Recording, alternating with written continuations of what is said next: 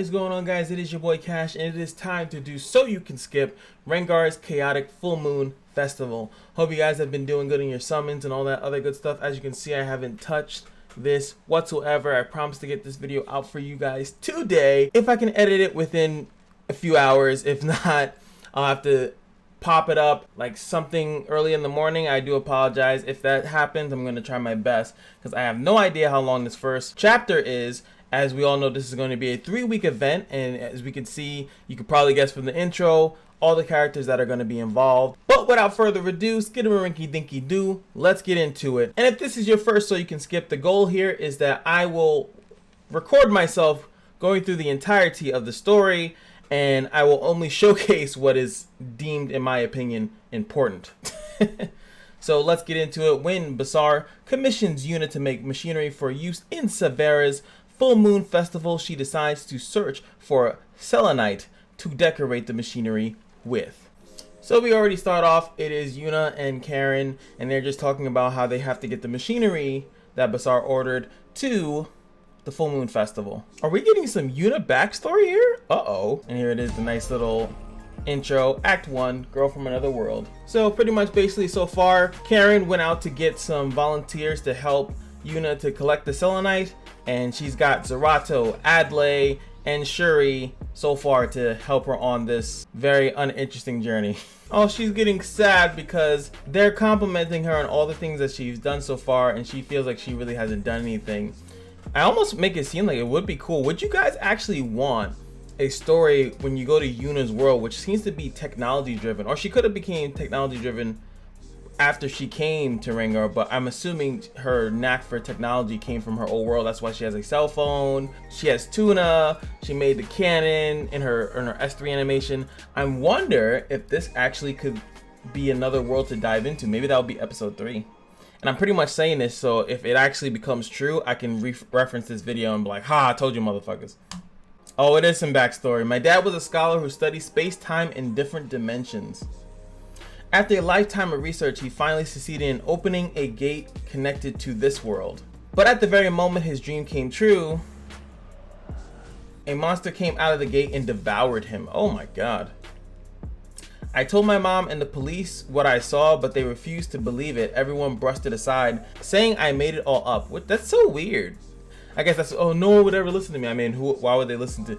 Imagine going to the police. Excuse me, 911, what happened? My daddy just got eaten by a dimensional beast.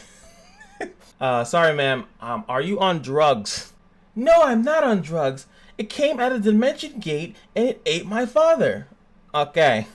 Now it makes you wonder what happened to the beast when it was, after it ate it. Did it just go back home? Was it satisfied or whatever? I should keep reading. And once I realized that, I decided not to say anything anymore. This is very important because this happens to a lot of people. You know, when they're trying to say stuff, they're not believed or they're deemed overreacting. They just say, you know what, screw it, I just won't say anything. So Yuna's been frustrated for a long time. Interesting. My mom seemed relieved when I gave up too. Wow. Once I started acting more cheerful as if nothing ever happened, everyone seemed happier. But that's different than what she's going through here. What she's going through here is a completely different scenario as far as like her peers think that she's really good at something and she's like, no, I'm not that good. That's completely different than an actual situation happening and no one believing her because of the outrageousness of the situation. You dumb as hell. Wait, from abyss research to clearing the automaton tower? What? So again, they're just complimenting her, which I'm assuming that's going to be the theme of this entire thing, is that people are going to be telling her great things and she's just going to keep denying it. But what? So she clears it? No wonder. I should just 6-star my Yuna and I'll probably pass it quicker. Oh, see, there it is. Technically speaking, Raz and Kazran helped me. Why do I even bother? You won't listen to me anyway. Oh, she's getting tight. And her guardian is helping her collect stones. Oh, God. And he's like really broken too. He's like the guy that controls time and stuff like that, or manipulates it in some way, and he's helping her collect stones. Jesus. So she's trying to apologize to him because she thinks that he overheard her talking to Adley, taking all the credit, because she felt like it would be pointless to mention that Raz and Kazran helped her because Adley won't believe it anyway. They'll think she's just being modest. Now we're getting to the deep, juicy stuff. Kazran's asking her, you know, were you not fond of Earth? Because she's technically from Earth. That's what, like, that's the different dimensional world. So Epic 7 is in a different world, and Yuna is actually from Earth. So she is our stereotypical, you know, girl, whatever age she is, with technology. More flashbacks. My mom wanted to become a researcher and finish my dad's work. She sent me to an education center for prodigies, and after a bunch of exams, I was accepted as a student there. As I was being forced to leave my house and live in the dorms, I told my mom I wanted to stay with her. But again, no one listened to me. See, that type of nitpicking is annoying out of her. And while I was locked up in the education center, I encountered that monster and you came to save me. So that's the difference between, I guess, all the other guardians in comparison to the owners, or I guess the master or whatever. As you can see how Arky and Raz treat each other. Raz looks at Arky as like more of a companion. And I think if you go from whatever that big ugly guy that I think was with Judge Kisei, if I'm not mistaken, please forgive me because my memory's fuzzy. But the difference is that Yuna and her guardian is that her guardian kind of saved her, so she looks at her guardian as like a superhero in comparison to like Raz and Arky. Arky and Raz kind of know what their relationship is. Meanwhile, Yuna was like, somebody saved me and brought me to Reingar, so whatever. And then and now she's saying how she began to like it. At first, she was just a little bit flustered by that. And now it's getting spicy. Randomly, they hear a sound that sounds like an attack from a distance, and it seems that the unknown are now appearing in the forest. Whoa, what was that? Like you got attacked or something. It's just the wound I told you about. What? I thought it would heal once you made a contract with an heir. I guess she's referring to like his face. So pretty much Kazran was feeling a bad vibe, bad mojo in the air. And they're saying it's Tenebria's energy that leaked through the tear that they found near the automaton tower in the abyss. They fixed the barrier but was concerned about the energy that already had leaked through. So we know Tenebria is probably loose somewhere, but screw that. We're just going to go back to the main aspect, is that now she's just going to deliver the machinery to Basar. So they're suggesting to Yuna, instead of making brand new machineries for the second festival, so they're saying why not use Kikarat, upgrade it with fireworks and add some decorations. But I always thought the Kikarat was always broken, so whatever. Oh my god, look at, he looks completely different. Can we get this skin? That'd be cool. So she goes out to collect more selenite for Kikarat, and she encounters an unknown, which means that, you know, there are still more lumbering around. Also, it protected her, it blocked like a shot for her, but it broke itself in the process. For anyone who actually skipped the explanation of why these things are limited to 5 times a day, it's because they are ghost locations. Like they are haunted locations, and they're supposed to be used as like these haunted houses or like scary places to be. So they only want you to go in a certain amount of times because they don't want to ruin it by seeing someone going in there so casually. So if they see you going in there 10, 20 times, they know that it's not really that haunted and it's not that serious of a place. So that is their reasoning of why you can't go in there more than 5 times a day. Just thought I'd add that in. I thought that was pretty interesting. Kikarat's rebirth. Alright guys, we're back after the farm session. Kikarat is her first friend that she made. I smell backstory. Hey, look at that prediction. So when Kazran first brought Yuna here, they were for some reason trying to make her the president. I guess because of all the technology that she had. But she just ran away from them, and then she went into the machinery research department where she met Marlin and learned about the machinery. Oh, so this is what Kikarat looked like originally, but this looks so much cooler.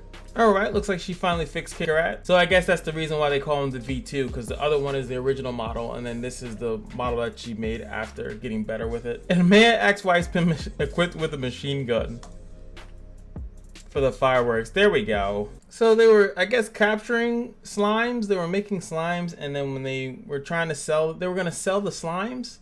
Don't ask me. It's getting to the dumb point. The slimes were chopped and then made new slimes. Now there's abundance of slimes and they're everywhere.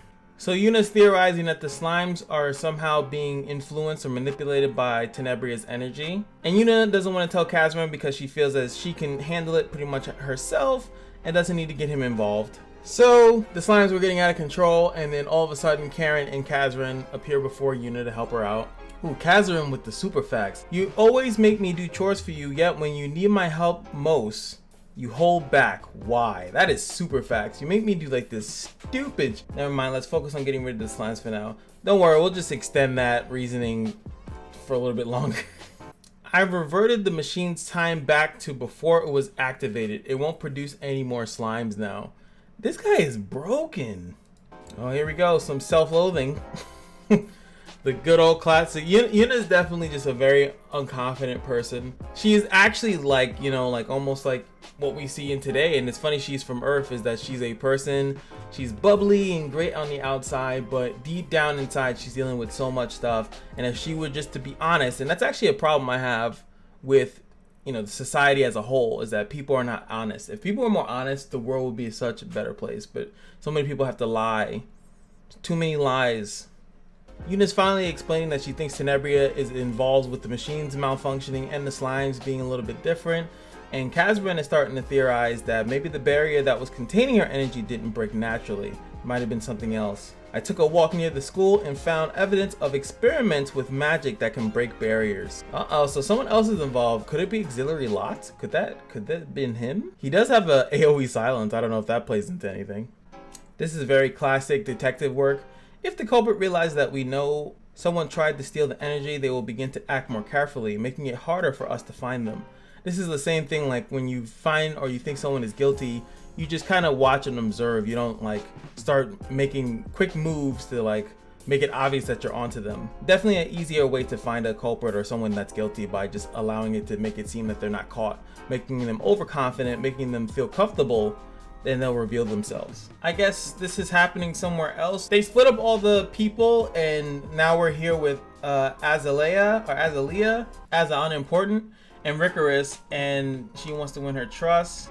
Oh, this is a hidden story. Oh, that was irrelevant. That was just for a freaking 3-star copy of this chick. Ugh. And it's another one of these little side stories, is that I guess now there's a bandit trying to sneak in, and Kicker Rat version 2 is active and ready to deal with an intruder. That whole event, I don't think there's any more story into it, but as you can see here, clear it 10 times, you get a Kicker Rat, and then when you clear the other modes, you get some catalyst, and that's kind of all this is for. So it has really nothing to do with the story. And as you guys can see here, I cannot go to the Full Moon Festival until 5 more days. So I actually thought that there was more to the story, but there isn't. So let's do a quick little recap. Yuna is making preparations for the Full Moon Festival in Severa, and she asked other people to help her find some selenite.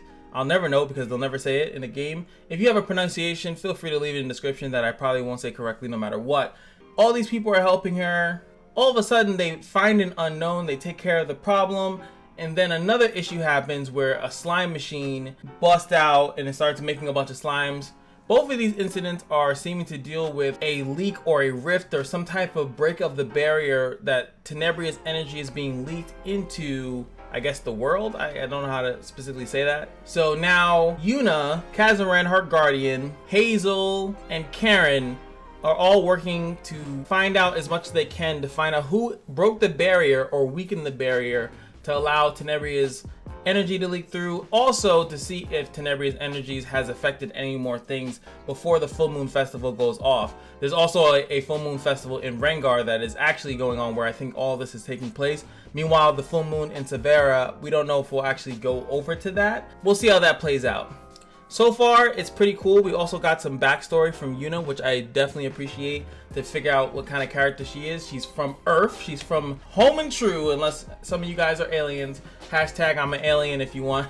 Hit the comment section below. And she has some daddy issues. So she has some issues from her past about people not really believing in what she says. So she takes it up to the extreme to when she was trying to talk about her dad's disappearance and possible death, all the way up to when people are just trying to compliment and she wants to say like, no, I didn't do that. And they're like, no, you're just being modest.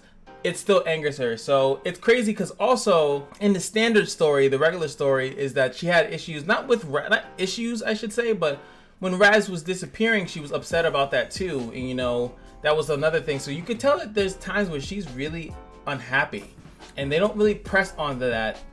Except these two instances when Raz disappeared after they took out Mercedes, Archdemon Mercedes, and then you do the second story and then you see how depressed Yuna is, and then now we're talking about it again where Yuna is explaining all the times where people don't listen to her for whatever reason that they feel like it.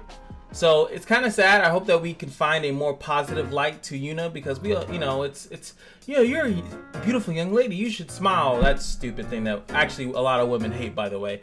But anyway, that is it for So You Can Skip Reingar's Chaotic Full Moon Festival Part 1. And of course, there's one more important thing that I forgot to leave out of this Part 1 video, besides the fact that there's eventually going to be a Part 2 once that opens up, is that every day at the Kashino is your lucky day, and I will see you guys in the next video. Peace.